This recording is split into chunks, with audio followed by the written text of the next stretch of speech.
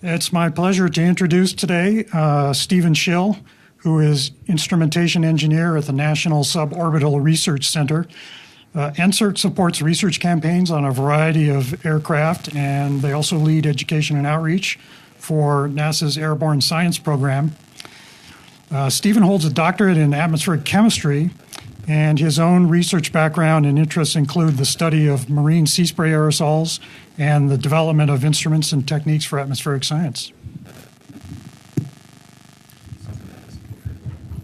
Thank you, Mike, for the introduction, and thank you to everyone here for making it out to my talk this afternoon, and also for those down at the RAF watching remotely. Thank you for your time. As Mike mentioned, my name is Stephen Schill, and I am instrumentation engineer for the National Suborbital Research Center. And I'm here to talk to you today about our role in enabling the science aboard NASA airborne research platforms. So to start off, I'm going to provide a little bit of background about the NASA Airborne Science Program. It provides aircraft systems that further the science and advance the use of satellite data. So most everything we do fits into one of the four primary objectives of the program. The first would be satellite calibration and validation. So a good example of this is if there's a known overflight of a given satellite for a certain location and time. One way to kind of cross-connect this would be to deploy an airborne platform to that same place in time and space to make similar direct measurements. So in that way, you can provide a really good link in validation and calibrating those kind of larger scale satellite measurements. The second would be the support of new sensor development. So these can be techniques that are new and recent and intended for an airborne platform. They can be something that's intended for deployment down the road to a future satellite. But the Airborne Science Program provides platforms for trial runs, if you will, of these new sensors. The third would be the facilitation of process studies. So this is a fairly wide-reaching objective. This takes advantage of the fact that for any given satellite measurement, a single tile of that data is going to cover a huge swath of geographical space. So relatively speaking, an airborne platform can provide much higher resolution and spatially and temporally for comparable measurements. So we take advantage of those to look at a variety of different atmospheric processes or things of interest to atmospheric science and earth science in general. And the last would be the development of the next generation of scientists and engineers. So NASA has a number of ways to incorporate this through education and public outreach efforts. Specifically, our group runs a summer undergraduate research program known as the Student Airborne Research Program, or SARP, where we basically bring in undergraduates to integrate instruments onto an airborne platform, make those measurements around the Southern California area, and then spend 6 weeks developing a research program with the a research project with the data they collected. So I won't talk at length about that today, but if anyone's interested in learning more about that or wants additional information, I'd be happy to connect you with someone on that. This is a sample of the various airborne platforms associated with NASA Airborne Science. As you can see, it's quite a lot. Specifically, the platforms on the leftmost portion of the slide are what are considered our core airborne science supported aircraft. So these are things like our C-20 Gulfstream, the DC-8, the ER-2, the P-3, etc. So these are platforms that we as NSRC work most directly with because they're core platforms for NASA, but there's a variety of different aircraft that are available for experimenters, and which aircraft they use is going to depend on availability of funding and flight hours and the altitudes at which you'd like to fly, the flight lengths, etc., etc. So a lot goes into determining what platform a given campaign will be on, but in general, we focus on a subset of the NASA fleet. So what is the National Suborbital Research Center, or NSRC? Typically at NASA, groups are classified either as civil servant positions or as contractors, but we at NSRC exist in kind of a unique in-between spot known as a cooperative agreement. So we're part of NASA ArcCrest, which is the Ames Research Center Cooperative for Research in Earth Science and Technology. And this is really unique because it gives us a lot of the flexibilities of contract work with a lot of the sheltered and longer-term stabilities of civil servant positions.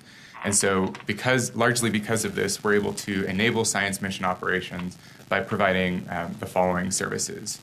So we provide measurement of a number of basic state parameters or meteorological parameters, and we ingest those parameters into our onboard data system that provides real-time situational awareness for any experimenters on board the aircraft. I'll talk a little bit more about this later, but we also have the capability to ingest a number of other products of interest for our experimenters, and that's going to be very adaptable just based on who else is flying and what the mission is trying to accomplish. We also facilitate satellite communication services, so we can transmit data between the ground and any aircraft in flight. We also provide all of the aircraft tracking information, et cetera. So we kind of link the ground and the aircraft in that sense. And then we also provide engineering, design, and analysis of instrument and probe installations and integration support. So typically what this looks like is a science group has an instrument that they're wanting to bring on board one of our NASA platforms, and we aid them in getting that onto the aircraft in a way that's flight-worthy and safe and also meets their science objectives. So in doing this, NSRC acts as a go-between between two very different groups. So on the one side, you have the avionics mechanics and technicians. So these are people who are responsible for the upkeep of the aircraft and the flight worthiness and safety. On the other end, you have science experimenters. So these are people who've put in a proposal, often to bring their own instrument or instruments, as the case may be, and they're trying to install it on the platform. And we link these two because we provide measurement redundancy of all of the avionics parameters that the mechanics and technicians are taking in. And we also provide integration support to get them on the plane. But then for the experimenter-facing side, we provide our housekeeping data system, which is our onboard display of all of the state parameters that they may be interested in correlating with. And we measure these parameters with our own suite of facility instrumentation. So that's actually what I'm in charge of at NSRC is I oversee all of our facility instruments, make sure they're operating as they should, calibrate, maintain, and modify as necessary. So there's a lot of overlap in what we do and in what goes on with the RAF here at NCAR. So the housekeeping data system varies from platform to platform. It's based largely on the available space and weight for the given platform, but also based on whatever the mission is trying to accomplish or what they need to most effectively do their science. This is an image of the housekeeping rack on the DC-8 platform. So I like to think of this in many ways as the Rolls-Royce of our research aircraft. It's an old school commercial airliner. It's very big. You can put a lot of people on it and fly it for a long period of time. And so we actually have a permanent install location on this aircraft. But you can imagine on other aircraft, certainly on other smaller aircraft, these components or some subset of the components are stashed throughout the cabin as space allows. And so just to give you an idea of the types of instruments that we provide in the rack, we have a GPS splitter, so we'll bring in a GPS signal that we're using to monitor the aircraft location, but we'll also send it out to whoever needs it. We provide a reference time server, actually 2 redundant time servers, and so this locks on to GPS constellations and provides satellite accurate time via the network time protocol. So as any good experimenter knows, time management is really important, particularly when you're on a giant soda can flying at 300 knots and you're trying to correlate against all of these different measurements. So we maintain that on the aircraft. We display that Julian date and time accordingly, and these touch screens are examples of displays that we can provide for other experimenter racks. Although, of course, any system that can connect to our system, be that a laptop, cell phone, et cetera, can accomplish or access all of the same display information. Down below, we have a number of instrumentation components. So pictured here are the air data probe components, and I won't talk a whole lot about this with regards to the DC-8, but it's kind of a project under development that we've tried deploying our own wind system, and it also contains some GPS and inertial navigation components as well. We have a cabin pressure sensor used mostly for situational awareness, and a dew point hygrometer, which provides a measurement of water vapor content surrounding the aircraft. Power distribution units and uninterrupted power supplies, or UPSs, are of course key for managing the power distribution across the rack. On the outboard bay, there are two main components. One of them is the NASDAT. We'll talk about this in a little bit more detail later, but it's kind of analogous to the DSMs that are used here in the RAF. So that's essentially a PC-104 stack data server that's reading in a bunch of data and distributing it out, amongst other things. And then down below are our NSRC data servers. So those are servers that we maintain and curate, and they're going to do the brunt of everything that I'm about to show you. Before we dig into those specifics, I just wanted to mention that on the NASA platforms that we support, we follow the IWG1 standard, which is the Interagency Working Group data format. So that's the same data format used here at NCAR as well as on the NOAA platform as well. We record and or calculate all of the parameters shown in the blue box to the right.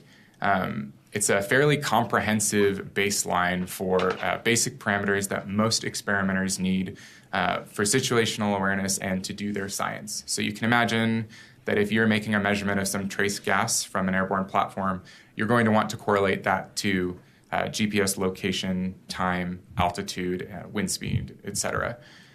So we read in and or calculate all of these parameters. We distribute or we display them on our onboard web display and distribute them across our network that we build into each platform.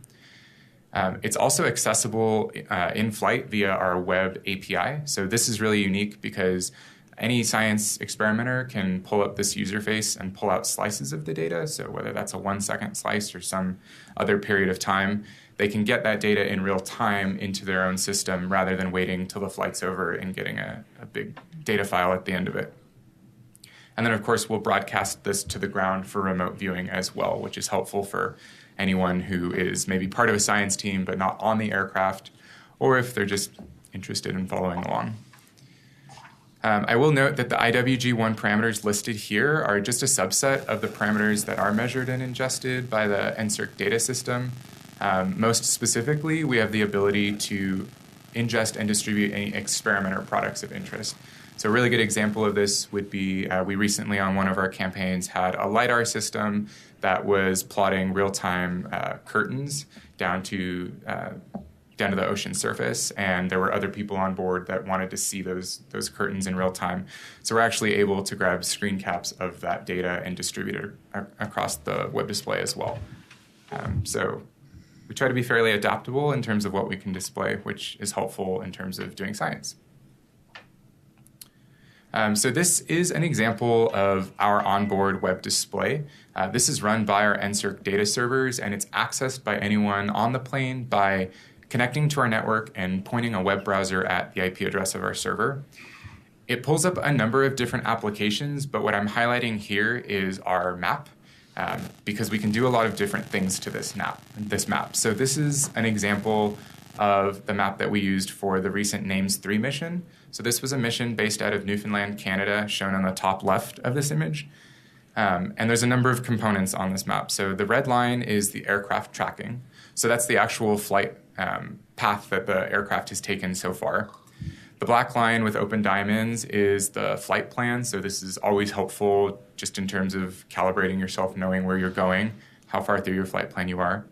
The yellow box are our altitude reservations. So this is the box, in this case, in which we were able to do things like spirals or porpoise maneuvers or whatever we were trying to accomplish on that campaign. And then the teal line is demonstrating the ship track. So for the NAMES campaign, we were coordinating and trying to target a research vessel out in the Atlantic Ocean. So while they were making waterside measurements, we were overflying them, spiraling down over them. So this is helpful in terms of knowing when you're flying over the ship. If you are an experimenter that is interested in that, you can make your measurement and make your notes in real time. And then lastly, and in some ways perhaps most interesting, we can pull up real-time satellite imagery. So these are satellite images that are being pulled up to the plane every 30 minutes. It's helpful in predicting where we're going to go. We may have a rendezvous point that we're going to do a certain maneuver, but if the cloud coverage is really bad, then we'll divert and go somewhere else. So these are just a few examples of the data products that we provide to inform the mission science team. We also provide a number of other situational awareness displays. The data on the left is really just an example of how some of our housekeeping data might be used by experimenters. So the plot on the left is pressure altitude as a function of time for one flight profile. And I've shown kind of a zoomed in segment on the initial ascent and descent, where I've pulled vertical profiles of dew point and temperature. So you can see some really nice atmospheric structure as a function of altitude, and depending on what you're measuring as an experimenter, you may elect to focus in on that time period to look at how your measurement correlates with a change in atmospheric structure. Currently, this is something that we have some crude capabilities to do in real time, but we're working on a user configurable plotting tool in order to do this in real time. So just say, show me the last 5 minutes, the last 10 minutes of data, etc., on board the aircraft. And then at right, I've shown 2 screen caps from our camera displays. We record video on some platforms. We're up to 4K of forward-facing and nadir-facing video coverage. So again, out over the Atlantic Ocean, the nice horizon and kind of the scenic viewpoints.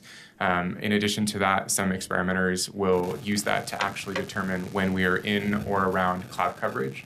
So for certain instruments, it's really important that they know when they're in a cloud. So they'll use that video feed to determine that. And then the nadir-facing camera, in this case, showing the coast, just off the coast of St. John's, which is in Newfoundland. I personally really love the colors of this one. I think it's a really great image, but it just gives you an idea of some of the stuff that you may be interested in when you're an experimenter flying on board. The last thing I'll say about the web display for our purposes today is that we have the ability to adapt what we provide to each individual campaign and, in some instances, individual flights. This is an example of one of those specialized applications for the recent ND Max campaign. So in this campaign, we had our DC-8 flying behind the German A320. These planes were essentially flying one right in front of the other, and the DC-8 was moving in and out of the exhaust plume to make measurements of air quality and what was coming out of the exhaust of that aircraft. And so what we were able to do is, just from a very fundamental approach, take measured wind speeds as well as the real-time location and speed of the aircraft, and we were able to plot out how that plume might distribute by the time that our aircraft arrived. So you can see the aircraft near the top of the image. That's the DC-8 chasing the German plane, and it's staying inside of that distributed predicted plume. And so it's just horizontal prediction. It's just basic math, really, to determine how far that plume is going to spread. But it's a rough cut, and it turned out to be a really great prediction that informed that flight plan of the DC-8 and how they were able to better target that exhaust coming out of the German platform. So this is just another example of something we might provide given interest for the experimenter payload. A really important component of everything that we do on board the aircraft is being able to get that out to ground-based research teams in real time. So we do provide or maintain a satellite internet connection in flight. We are not providing access to Hulu or Netflix or Gmail or anything like this. Our connection's far too slow to maintain that. But what we basically do provide is a remote access to instrument command and control interface. So if you fly an instrument that doesn't really necessitate somebody flying and watching everything in real time, but you might have to send it a start or a stop command, we can facilitate that. We have the ability to ingest a wide range of data formats. So as I mentioned earlier, in addition to the IWG1 string, we can also read in things like VGA and DVI video inputs, serial data, analog data, UDP packets, just depending on whatever protocol your instrument uses. That's something that's kind of developed over time. And then everything that we do on board, there is sort of this analog to the ground side known as NASA Mission Tools Suite, or MTS. So you can sign up for an account with MTS, and they will give you access to seeing all of our data from the ground access point. So it's not something that we maintain as NSRC, but we feed the data that powers MTS. Lastly, I'll just mention that we maintain an instant messaging via an IRC, or Internet Relay Chat client. So this is, as you can probably imagine, incredibly helpful, because if there's someone on the ground who has access to information that might influence the flight as it's happening, they can chat up and communicate accordingly. It's also been a really powerful tool for education and public outreach. So our group has facilitated actually these high school chat programs where, as a campaign is happening, they'll have high school students from around the globe chatting in to talk with a real scientist. And that goes a long way towards sparking their imagination, piquing their interest, and getting them plugged in to airborne science research, which is pretty awesome. So yeah, these images, it's just an example of the asset tracker for a NASA tracker on the lower right. And then on the lower left, it's kind of a schematic for how we ingest all of the data on board with our data servers, and then we transmit that to ground sites via one of two satellite connections. So with regards to satellite communications, we use essentially one of two constellations in most cases. The Iridium constellation is established, it's tried and true, it's cost effective, it works worldwide, even at the poles, pretty well due to low Earth orbiting satellites, and it's what's built into our NASDAT, which is that little all-in-one data server box that we'll talk about shortly. The major drawback here is that with 4 channels together, we can get a speed of 9.6 kilobits per second, which is roughly equivalent to an old dial-up connection. So it is technically an internet connection. I will say that. But you can imagine that what you can do over dial-up is going to vary greatly from what you can do with faster connection. So the other side of that is the Inmarsat Swift Broadband connection. So this has on the order of 2 orders of magnitude faster bandwidth. You've got 2 to 3 times the cost, as I've illustrated it here, but really it can scale quite a bit more than that. A given campaign, based on what they're wanting to do, can rack up bills of tens of thousands of dollars with Iridium. So if that is a data product that you need in real time, it's something that we can do on certain platforms.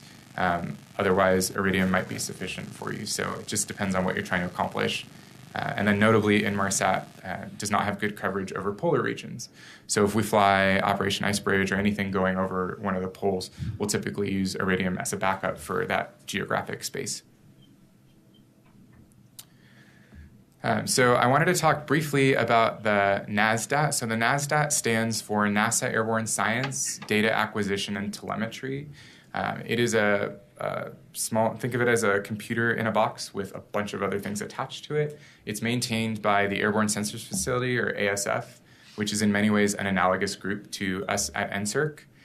It provides the core airborne science program services on any airplane. The idea is that if you have a platform that doesn't support a full data system, like what I showed on the DC-8, this is a great way to get basic network infrastructure, time service, satellite communication gateway, etc. So there's some images on the bottom here just showing kind of the breakaway diagrams. Notably, it contains specialized inputs for a number of aircraft standards, so ARINC 429, the MIL standard 1553, etc. These are all things that an aircraft avionics bus would have, and this system is built to accept those and quality control that data. Also, it's been pretty decently ruggedized, so it's great for aircraft applications. It also contains 4 Iridium modems built in for the baseline SATCOM services, so anytime the NASDAT flies on a platform, you have at least the ability to access the Iridium constellation for your internet connection. So with that kind of gives you an overview of the types of end products that we provide to experimenters who are coming onto a NASA Airborne platform. But I want to talk a little bit about some selected facility instrumentation that we provide for these state parameters.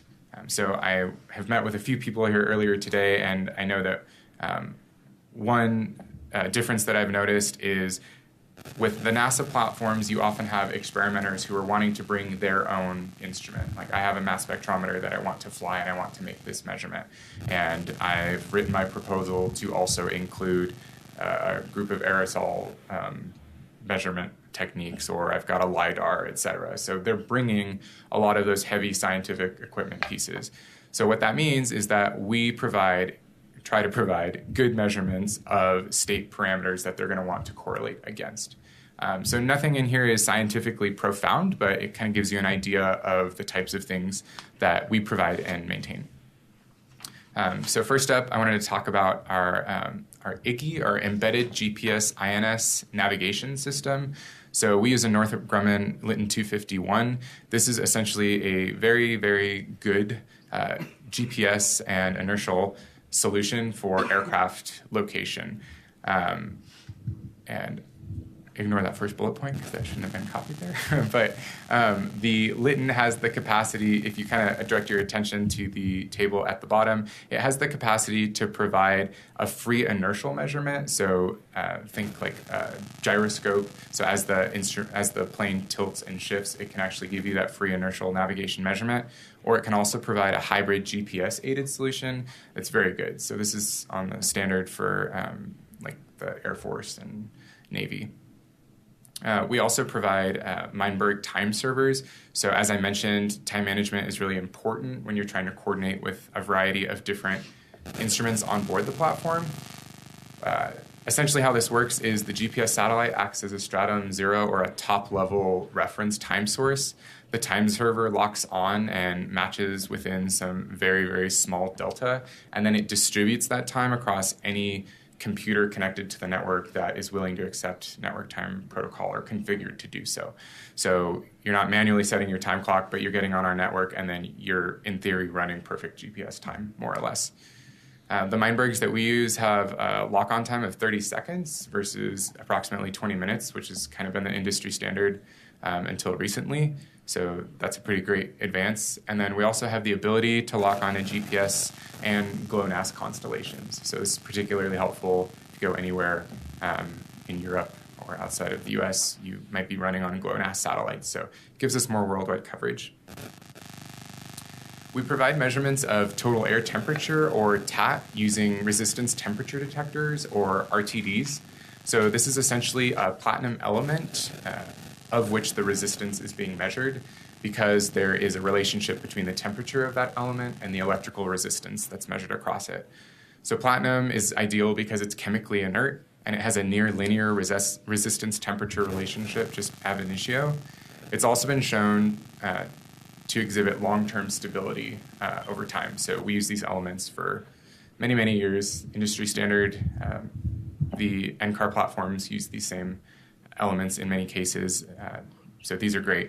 The probe itself is actually designed for particle-free sampling, so you can kind of see in the diagram in the lower right that there's a hard right angle design so that particles effectively pass straight through, and you're sampling that particle-free air. And the air from outside the aircraft is brought in, and it undergoes adiabatic compression, which results in the total air temperature being a little bit higher than the static air temperature outside the aircraft. So this is something that we back out in our calculations and provide measurements of total and static air temp. I'll also comment that we have both de-iced and non-de-iced models available. So if we're flying somewhere where we expect to encounter icing conditions, which hopefully isn't often or sustained, then we'll have a de-iced probe that can actually melt off and keep that measurement going. Whereas the de-iced models are going to have a faster response rate. So just depending on what the campaign's calling for, we can service both of those.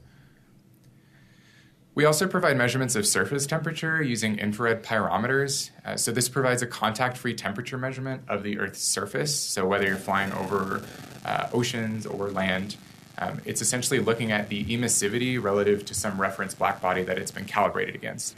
And it's been designed to examine wavelengths with optimal atmospheric transmission for that thermal infrared radiation.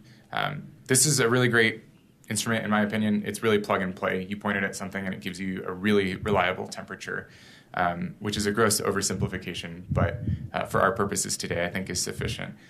We use Hytronics KT19s, and these are great because they can service a wide temperature range with a tunable resolution. So you can actually say, if I know I'm flying over the sea surface, I can tune that resolution into what I expect my temperature to be, plus or minus a few degrees, and then I can get a really great resolution in surface temperature over time.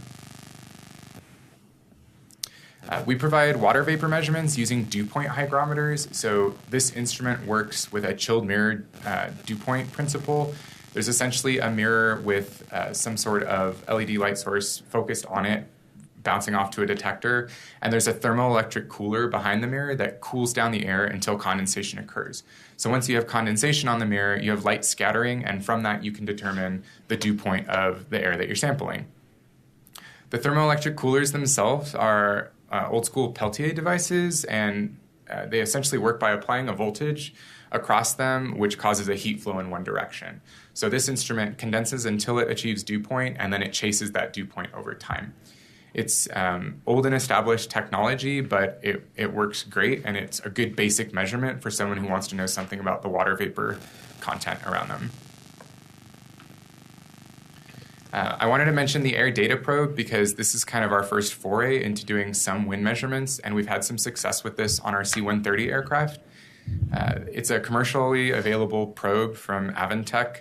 It effectively operates as a pedostatic tube, so we have 5 holes on the front and a ring of holes halfway down the actual tube itself, and those measure things like the ram pressure and the static air pressure, respectively. So from this, you can calculate a number of important things like angle of attack, angle of side slip. There's an RH and a temperature sensor inside of it.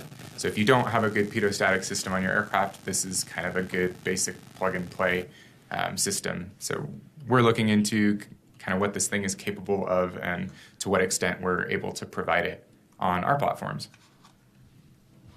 And lastly, I just wanted to mention the ice detector because I think it's really neat. It is a magnetostrictive oscillating resonator, so there's a drive coil across which a current is applied, and that causes the magnetostrictive element to oscillate at some given frequency. Adjacent to that is a sensing coil that senses the oscillation, converts it back into a current, and then you get some measurement of strut oscillation. It works very similarly to a piezoelectric oscillating resonator, if any of you are familiar with that. As ice accumulates on the strut, that frequency of oscillation slows down until it reaches some critical mass where the unit heats up and melts off that ice. So nominally, this detector is great for indicating there is ice or there isn't ice, but with a little bit of massaging, you can actually get at the accumulation rate of that ice, which depending on the payload could be of interest as well. So with that being said, this is a summary of the core platforms that NSRC supports. So we work largely with the DC-8, which is based in Palmdale, California at the NASA Armstrong hangar. We also support the P-3 and the C-130s out of the Wallops Flight Facility in Virginia. The ER-2s are high-altitude aircraft used largely for remote sensing applications. That's also in Palmdale.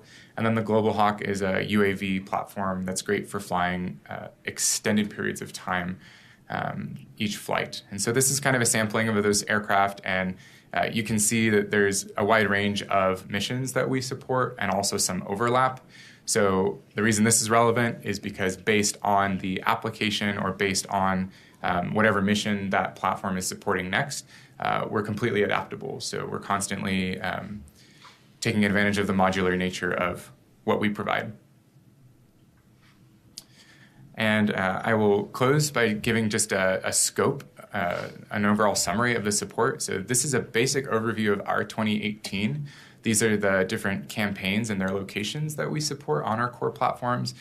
This is not a comprehensive list, but it's stuff that we know we're definitely doing to the best of our ability to know that.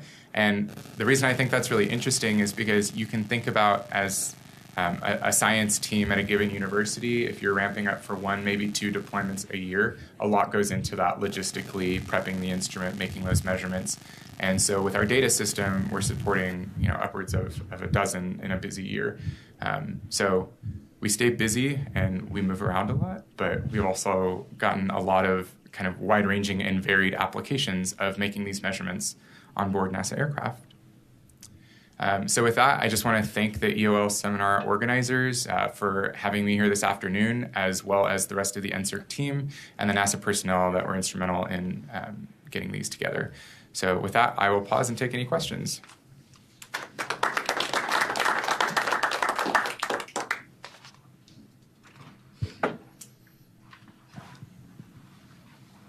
Thank you, Steve. It's fun to see how you guys do things and the parallels and the differences with how we do things at RAF. Definitely. Do you have any questions for Stephen?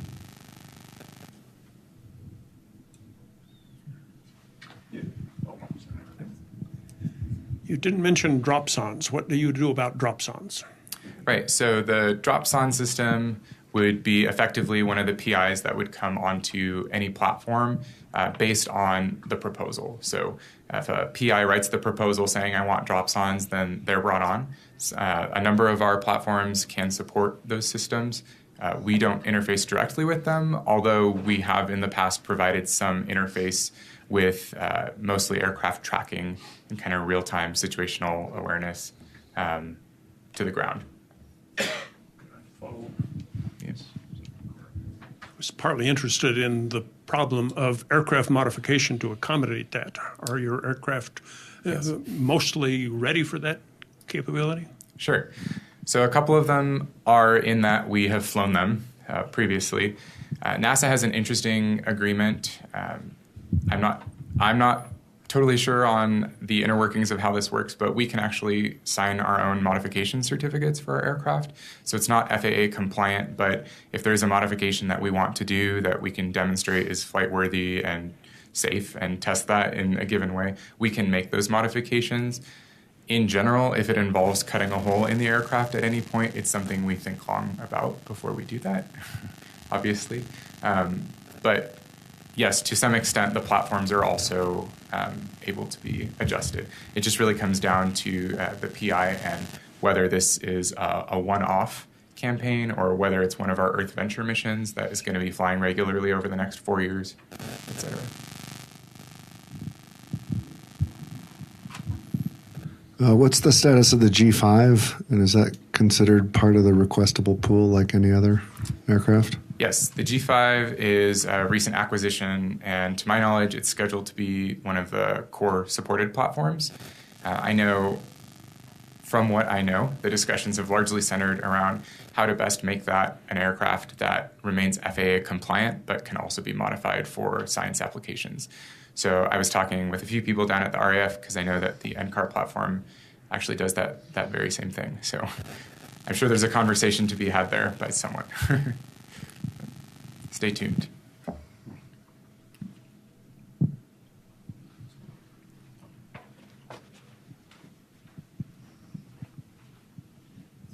In the previous slide, you mentioned list of programs. Mm-hmm. One of them is high ice water content. Is that an ongoing program, or is that a combination of multi-agency program? How does it do that? Yes, so high ice water content, or HIWIC, that's going to be a second iteration of a campaign that was completed a number of years back. I do believe there's some interagency collaboration on that, and I'm not completely positive on where the funding comes from that on the grand scale. I do know it's on our DC-8 platform, so I know that NASA Airborne Science is pretty heavily invested in it from that perspective. Although I was just talking with Julie this morning, I know she's going out. There's an NCAR component to that as well. So that would be an example of something we would consider a sort of a one-off campaign relative to something like the Earth Ventures. So ATOM, Act America, and NAMES were all 5-year commitments where they flew every year in a different season to kind of look at long-term temporal changes. And something like HIWIC would be, we're doing this campaign at this one time we might repeat down the road as funding allows, that sort of a thing. Yep.